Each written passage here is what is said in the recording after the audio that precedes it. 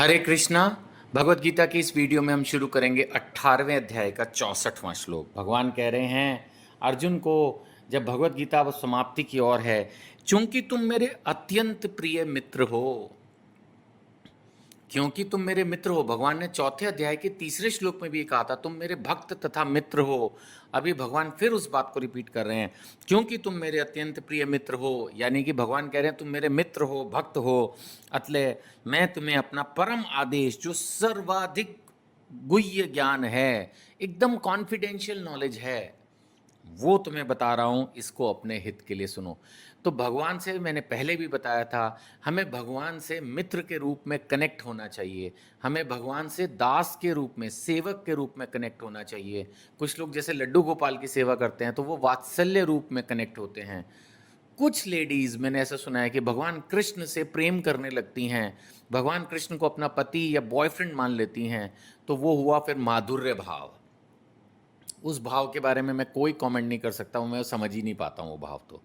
तो मेरे को जो भाव समझ में आता है वो ज़्यादातर, इवन मैं तो बोलूँगा मुझे भगवान के साथ सखा भाव भी समझ नहीं आता है।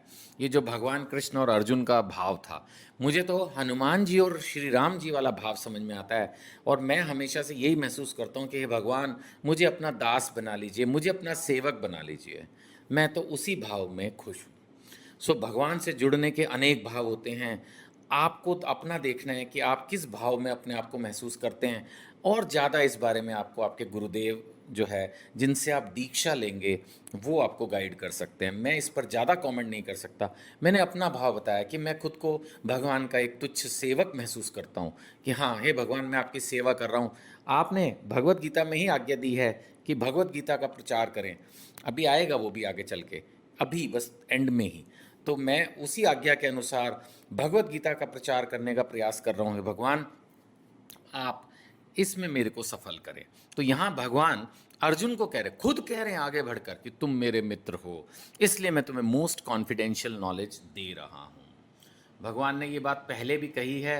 अब 65वें श्लोक में भगवान फिर कह रहे हैं, 9वें अध्याय में भी भगवान ने यही बात बोली थी कि सदैव मेरा चिंतन करो। सदैव, ये नहीं कहा मंडे को करो, ट्यूसडे को करो, दिन में करो, रात को करो। भगवान कह रहे हैं सदैव मेरा चिंतन करो और मेरे भक्त बनो। इसमें सब कुछ आ गया, क्लियर मैसेज है।